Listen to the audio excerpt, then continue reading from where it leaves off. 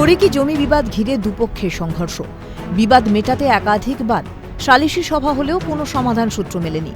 উত্তর দিনাজপুরে দাসপাড়া গ্রাম পঞ্চায়েতের নয়াহাটের ঘটনা।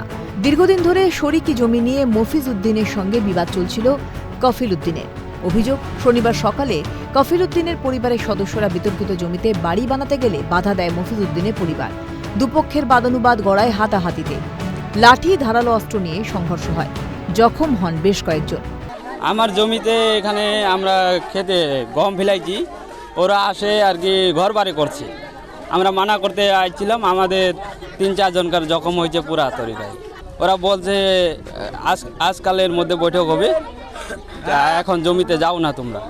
আমরা মানা করতে আইছি, ওরা ছুরি কাটতে নিয়ে আমাদের 3-4 জনকাকে আহত হয়েছে। সবাইকে মেরেছে। আমার একটা যাকে মাথাটা এখানে ছুরি দিয়ে গেঁথে দিয়েছে, অনেক রক্ত পড়েছে। আমরা বিচার চাই ওদের কাছে। হঠাৎ করে তারা কেন মারলো? হঠাৎ আমরা 3-4 দিন ধরে প্রোগ্রাম ওখানে ঘর উঠাই।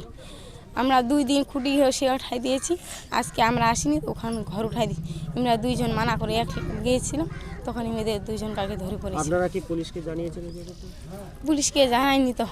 সমস্ত অভিযোগ অস্বীকার করে পাল্টা অভিযোগ কফিল উদ্দিনের। নিজস্ব জমি হলে এবারে খৈতান দেখে তো পঞ্চায়েত সাহেব বলবে না, আমি খালি শুধু মুখ দিয়ে বলবো। কাগজ কলমে তো কথাবার্তা হবে না, খালি মুখ দিয়েই কথাবার্তা হবে।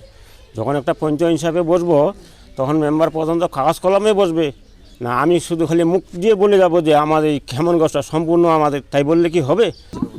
আমি এখানে গম ফেলাইছি, গম দেখতে গেছি, আমিও গেছি, আমার স্বামীও গেছে। তারপরে ওখানে কাঁচা লেগেছে, তারপরে আমার স্বামী এমনি দেখতে গেছে, কিছু নিয়ে আনি। যারা জখম হয়েছে তারা কি আপনাদের পক্ষের না অন্য পক্ষের? ওনার পক্ষে, ওনার ছুরি দিয়ে ওনাই হয়ে গেছে। তারা অভিযোগ করছে যে আপনারা নাকি ছুরি দিয়ে না না, নিয়ে আনি, আমার স্বামী কিছু নিয়ে আনি। জখমদের উদ্ধার করে চোপড়া দলুয়া স্বাস্থ্য কেন্দ্রে নিয়ে যাওয়া হয়। একজনের অবস্থা আশঙ্কাজনক থাকায় তাকে উত্তরবঙ্গ মেডিকেলে রেফার করা হয়। পরিস্থিতি নিয়ন্ত্রণে আনে চোপড়া থানার দাসপাড়া ফাঁড়ির বিশাল পুলিশ বাহিনী। ইসলামপুর থেকে বিশ্বরূপ বিশ্বাসের রিপোর্ট, ক্যালকাটা নিউজ।